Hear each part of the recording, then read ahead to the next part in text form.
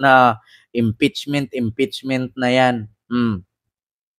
Dito tayo, mga kababayan, kay Sara Duterte na ang reklamong isinampa kay Sara Duterte didinggin sa Department of Justice. Ito na panoorin natin, pakinggan natin. Dadalo ba si Vice President Sara Duterte sa pagdinig mamaya? Magandang tanghali, Ella. Inaasahan nating pupunta si Vice President Sara Duterte sa pagdinig batay sa kanyang naunang pahayag. Alamin natin mamaya, Ella, kung makakarating nga ito dahil may schedule din siya dyan sa Batangas mamayang hapon. Nakatakda ngayong araw ang preliminary investigation ng pagdinig sa Department of Justice o DOJ sa reklamong inciting to sedition at grave threats na isinampa ng National Bureau of Investigation o NBI laban sa pangalawang Pangulo. Kaugnay ito ng naging banta ni VP Duterte laban kina Pangulong Ferdinand Marcos Jr., First Lady Liza Araneta Marcos at House Speaker Martin Romualdez. Sa pagdinig, inaasahan na formal na ipapaalam sa VP ang reklamo laban sa kanya. Umaasa si DOJ Secretary Crispin Remulla na dadalo ang Vice Presidente at gagawaran naman anya ito ng karampatang paggalang. Ito anya ay kanyang karapatan at marapat lamang na kanyang gamitin. Pero hindi naman obligado ang Vice Presidente na dumalo sa pagdinig o maaari naman na ang kanyang mga abogado ang kakatawan sa kanya. Una na rin sinabi ni Remulla na pwedeng magdala ng security ang pangalawang Pangulo sa preliminary investigation. Kaya ang ating update mula dito sa Maynila. Balik sa iyo, Ella. Maraming salamat, Dante Amento. So ngayon, dumalo nga ba, mga kababayan? Umattend nga ba? Ma'am Susan, hello po. Ma'am Bingken, hello po. So dumating nga ba si Sara Duterte, mga kababayan? Ito, dumating nga. Kakapasok lang na balita. Dumating nga. Ito. Humarap at naghain ng kontra salaysay sa Justice Department si Vice President Sara Duterte para sa reklamong inihain laban sa kanya ng NBI. Giit ng kanyang kampo, mabigyan ng due process ang bise, bagay na tiniyak naman ng DOJ. At nakatutok si Salima Refra. Ano daw? Giniit ng kanyang kampo na mabigyan ng due process ang Vice Presidente. Wow, sa inyo pa nang galing na mabigyan ng due process. Pero yung pinapapatay ninyo na 30,000 di umano na adik, may due process ba yon? Yun ang tanong. Yun ang tanong. Ang lakas ng loob ninyo manghingi na sana mabigyan ng due process. Samantalang kayo, nahanapan nyo ba, nabigyan nyo ba ng due process yung mga adik na pinapapatay di umano? Ma'am Susan Vergara, salamat po. Nabigyan nyo ba ng due process yung 30,000 na pinapatay ninyo? Tapos sa inyo manggaling na sana bigyan ng due process. Aba, alam na alam niyo yung galawan ng due process Sa inyo lang naman na hindi marunong magtupad ng due process Ito, continue. Hi, Ma'am! Alas 2 ng hapon humarap sa Department of Justice si Vice President Sara Duterte kaugnay ng mga reklamong grave threats at inciting to sedition na inihain laban sa kanya ng NBI. Nag-ukat ang mga reklamo sa online press conference ng Vice noong isang taon kung saan nagbitaw ng mga maanghang na salita si Duterte matapos i-cite in contempt at i-detain sa kamera ang kanyang Chief of Staff na si Attorney Zuleika Lope. Ay nako, actually mga kababayan yung ugat ng pagbabanta ni Sara na may nakausap na akong career ma'am na pag ako pinatay, patayin niya si Bongbong Marcos, si Liza at si Martin Romualdez. Nag-ugat po yan kay Zuleika. Ito bigyan ko kayo ng trivia. Mga kababayan, back to the old issue.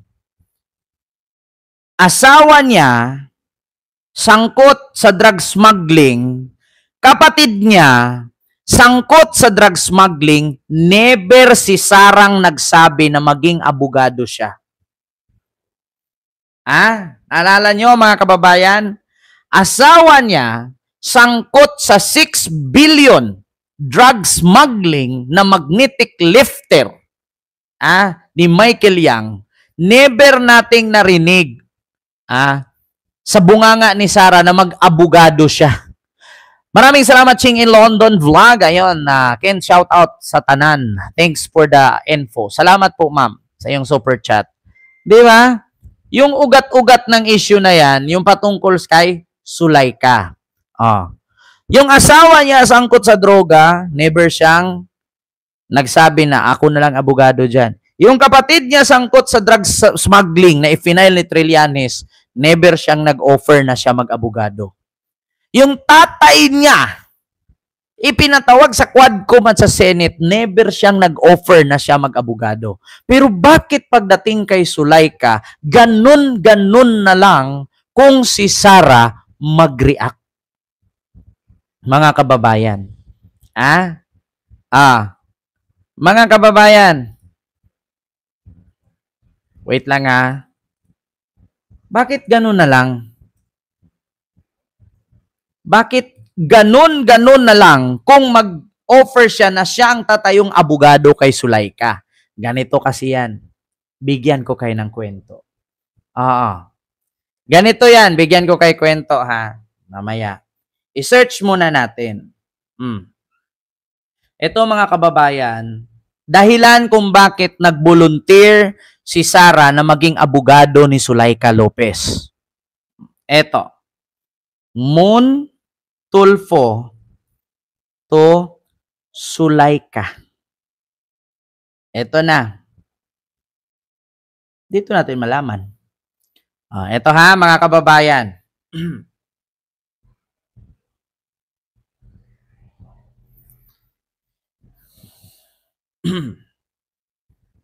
Ito ang balita.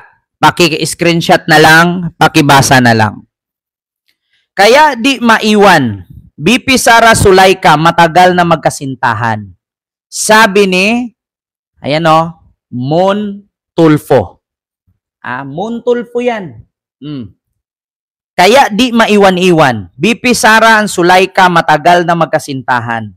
According kay Ramon Tulfo, matagal na aniyang may relasyon si Vice President Sara Duterte at kanyang Chief of Staff na si Zuleika Lopez. Ito ang ipinunyag kahapon sa dating kolumnista na si Ramon Tulfo ng kanyang Facebook account. Sa social media post, nagtanong si Tulfo kung bakit ayaw iwanan ni BP Duterte ang kanyang Chief of Staff na si Zuleika Lopez.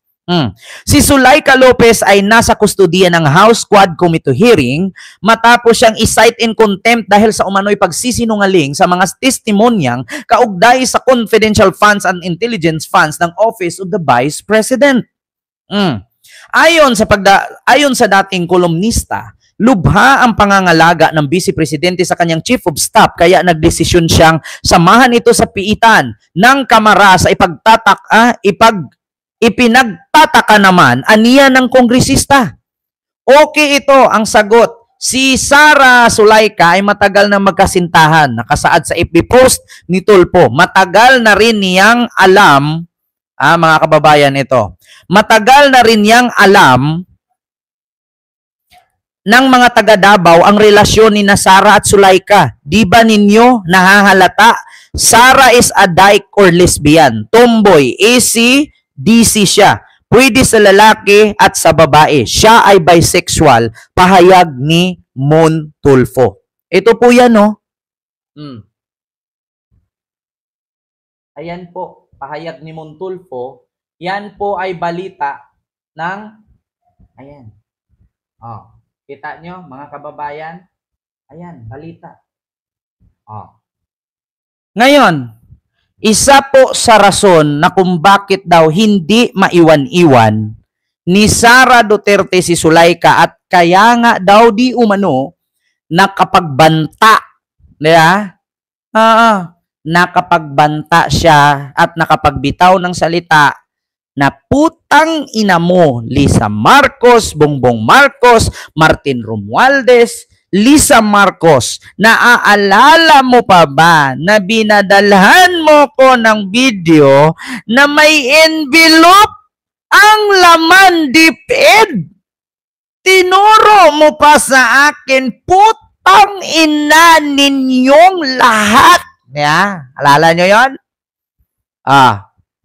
Baka nakalimutan ninyo iyon. Putang ina ninyong lahat. Lisa Marcos, Bongbong Marcos, Martin Romualdez. Ma'am, huwag kang mag-alala, ma'am. May nakausap na akong killer, ma'am. Kapag ako pinatay, patayin niya si Bongbong Marcos, Lisa Marcos, at Martin Romualdez. No joke! No joke! Kalimutan ninyo. Baka naman, kalat yan sa buong mundo. Hindi ko na kailangan i-play yung video dito. Malinaw pa sa sikat ng araw at reflection sa bunbunan ni Bato de la Rosa sa kintab ng noo niya na pagsabi ni Sara niyan. Kaya isa yan sa rason na nakasuhan siya sa NBI at pinatawag ngayon. Di ba? Yun ang pinakalat ni Mon Tulfo. Naghain ng counter affidavit si Duterte at hiniling na ibasura ang mga reklamo laban sa kanya. Do you expect due process po sa mangyayari? Sabi ng mga abogado po, huwag daw ako magsasalita. We expect due process not just for the Vice President, pero kahit sino man lang. Sabi daw ng mga abogado niya, wag daw siya magsalita. Kasi bobo ka nga kung ano-ano pinagsasabi mo. Oo. Bitaw ka kasi ng bitaw. Pag hindi nila ko titigilan, ipahukay ko yung tatay nila at itapon ko yan sa West Philippine Sea. Gusto ko siyang pugutan ng leeg. Ganun. Putang ina ninyong lahat. Di ba? Bongbong Marcos, Martin Romualdez, Lisa Marcos. Kapag wag ka mag-alala, ma'am. Kapag ako pinatay, may nakausap na akong killer. Na patayin niya si Bongbong Marcos, si Lisa Marcos, at si Martin Romualdez. No joke! No joke! Yun. Alam nyo na. Alam nyo na. Hindi pa ba? Ba't adan? Ba't adan? Ba't adan? Ba't adan? Memorize ko yan. Hindi ko makakalimutan. Putang ina ninyong lahat. Bongbong Marcos, Lisa Marcos, Martin Romualdez. Kapag ako pinatay, may nakausap na akong killer, ma'am. Patayin niya si Bongbong Marcos, Lisa Marcos, at Martin Romualdez. No joke! No joke! Nakalimutan mo ba? Susuriin ng mga prosecutor ang mga ebidensya para masigurong mayroong prima facie evidence of reasonable certainty of conviction bago umusad ang kaso. Due process. No problem with due process. Everything, we respect the office. Alam mo naman that's the most important. Inaasahang maghahain ng sagot ang NBI. Para sa GMA Integrated News, Sanima Refran, nagkatutok, 24 oras. Di ba?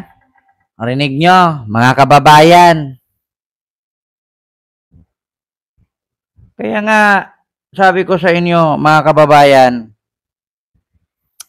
tigil-tigilan na natin yung mga no joke na yan. Impeach, di ba? Mga kababayan. Eto tayo, mga kababayan. Panghuli, pag-uusapan natin. Itong si Kong Sia. Bakit nga ba na-disqualified dito? Pero sa totoo lang, unfair po, no? Sa ibang mga politiko na gumaganito din. Pakinggan natin. Ito yung congressman na ayaw kay Vico Soto. Talaga, na-desisyonan yung kaso sapagkat nakasagot na, nakalapigyan na ng due process, and therefore, dapat lang at marapat lang na-desisyonan yung kaso. Diniskwalipika na ng Commission on Elections o COMELEC Second Division si Attorney Christian Sia bilang